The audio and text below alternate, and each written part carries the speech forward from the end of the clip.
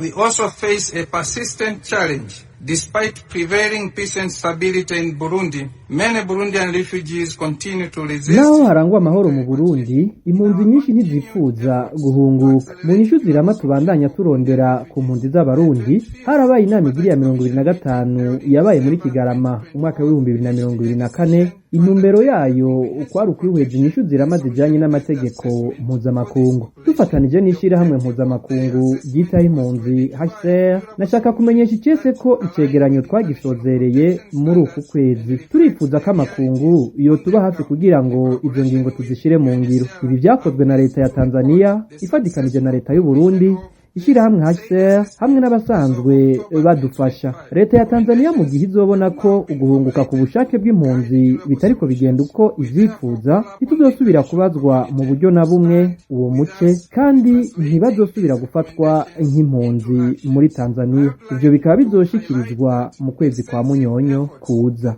Tanzania will be compelled to invoke secession for this group. Furthermore, this matter will be formally presented at the upcoming Tripartite Commission meeting scheduled for late November 2025.